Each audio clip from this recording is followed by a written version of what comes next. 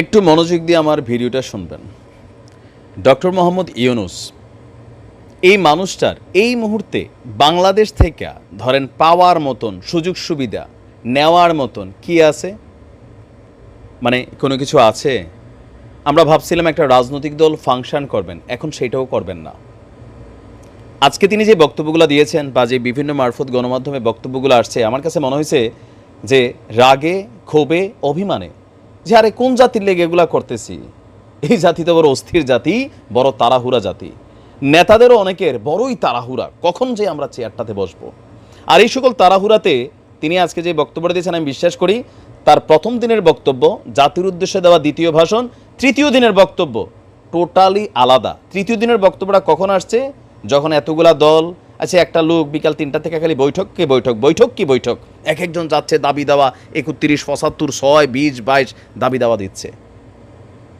Better তো ভাই আপনার বাপদাদা আছেন এই বয়সে, একটা ভালো কথা কইন তো মেজাজ গরম হয়ে যায়, তাই না? মুরব্বীরা মেজাজ গরম হয়। 84 বছর বয়স্ক একজন মানুষ, রেস্ট দরকার। সে এত যদি চাপ দেন তো আসেন আবার নির্বাচনী রূপরেখা নিয়ে তিনি রাগের মাথায় আমার মনে হয় যে এই সিদ্ধান্তটা নিছেন। কারণ বাংলাদেশে যেই পরিমাণ দুর্নীতি, যেই পরিমাণ জট লাগছে, এগুলার খুলতে মিনিমাম 2 বছর লাগার কথা, কিন্তু আজকে তিনি বলতেছেন আমি কোনো সময় নষ্ট করব না। তিনি কেন মনে করতেছেন যে সময়টা নষ্ট হচ্ছে? কারণ ওই রাজনৈতিক নেতারা বারবার বলছেন যে তিনি সময় অপচয় করতেছেন। গত 1 মাস আগেও তো 5 বছরের আগে নির্বাচন কল্পনাতেও আনেন নাই। এরপরেও যে নির্বাচন হইয়া পাশ করবেন সেটাও ভাবেন নাই। যতক্ষণ শেখ হাসিনার দম থাকতো ততক্ষণই আওয়ামী লীগ গায়রা থাকতো, এটাই বাস্তবতা। সেখান থেকে যেমনে যেমনে হোক ক্ষমতা পতন হয়েছে, তিনি আসছেন। তিনি আসার পরে প্রথম দিন বললেন যে সংস্কার করে আমরা সুন্দর একটা নির্বাচন দেব। এরপরে দ্বিতীয়বার জাতির উদ্দেশ্যে ভাষণে তিনি কি বললেন? জনগণ যতদিন চায়। এখন তৃতীয় ধাপে আইসা তিনি আজকে বক্তব্যটা দিয়ে বসলেন যে আমি অযথা নির্বাচন আয়োজনে সময় নষ্ট করব না, যৌক্তিক সময়ের ভিতরে নির্বাচন দিয়ে দিব। কেন? রাজনৈতিক নেতাদের চাপে।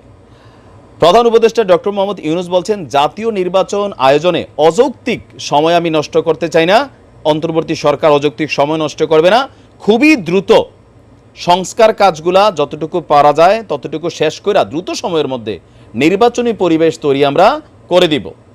তো এই সময় প্রধান উপদেষ্টা তিনি বলছেন যৌক্তিক সময়ে সব কিছুর সমাধান করে দেশকে নির্বাচনের দিকে নিয়ে যাওয়ার তিনি ওয়াদাও করছেন।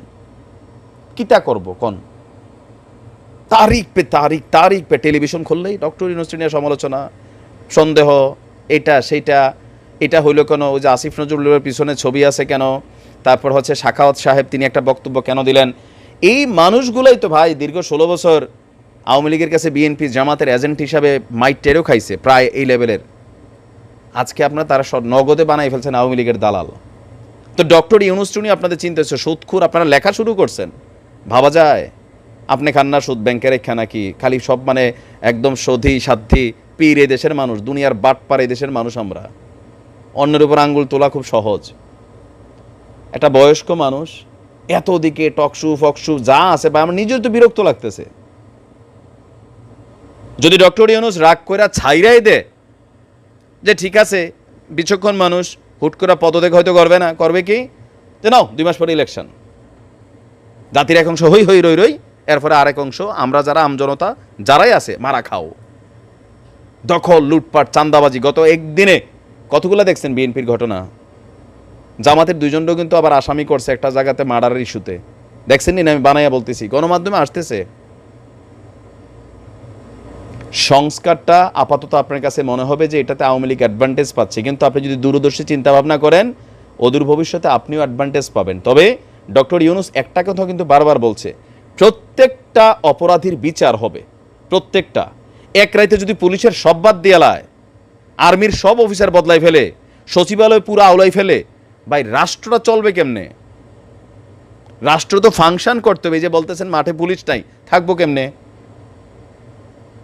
যদি এখন ঘোষণা দেয় যে যারা যারা অপরাধ করছে সবাই লিস্ট করে আজকে রাত্রে ক্রস ফায়ার দিয়ে দেবো, পুরো বাংলাদেশ পুলিশ শূন্য হয়ে যাবে, পরে এত সোজা তো না, একটা সিস্টেম আছে।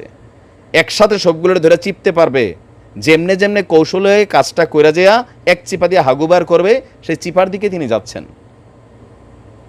আওয়ামী লীগের যারা লুটপাট করছে, দুর্নীতি করছে, অন্যায় করছে, পুলিশ থেকে শুরু করে প্রশাসনের যে কোনো জায়গায় প্রত্যেকটা লোকের কিন্তু বিচার হবে। এখন আমরাই যে বারবার বলে দিতেছি, তারাও তো সচেতন হয়ে যেতেছে, ফাংশন করতে দিবে না। নানান জায়গা থেকে নানান কিছু এখানে হচ্ছে। আল্লাহর ওয়াস্তে ডক্টর ইউনূস সাহেবরে আপনারা ধৈর্যহারা করেন না, একটু নিজের দিয়ে ভাবেন বক্তব্যের ভাষা কি, মনে হচ্ছে ফাইরা ফেলবে ওনারে। আর বেটা লুটপাট করতে আসছে উনি, একটু ধৈর্য সহ্য রাখেন। এই দেশে জুলুম হয়েছে 100%, সেই জুলুমের শাস্তি আল্লাহ দিছে আওয়ামী লীগরে। আবার আপনি আরেক জুলুমকারী হিসেবে তাড়াতাড়ি বসার জন্য চেয়ারে পাগল হয়ে গেছেন, ভুলে গেলেন মাত্র 3 দিন আগের ঘটনা। তিনি কাজ করতেছে, তারা কাজ করতে দেন। অভিমান করে যদি সইরা যায়, ঠাস করে একটা নির্বাচন দিয়া দেয়, প্রয়োজনীয় পদক্ষেপ না করিয়া, এইটার ফায়দা যেমন আপনারা লুটবেন আগামী দিনে। আজকে আওয়ামী লীগ যা যা তৈরি করে গেছে, এগুলো সব কিছুর প্রথম শিকার আওয়ামী লীগে হচ্ছে, তাই না? আওয়ামী লীগই তো এগুলোর এখন বাট খাওয়া খাচ্ছে, ভবিষ্যতে আবার আপনারা খাবেন। কাজ করতে দেন ওনারাই। ভালো থাকেন।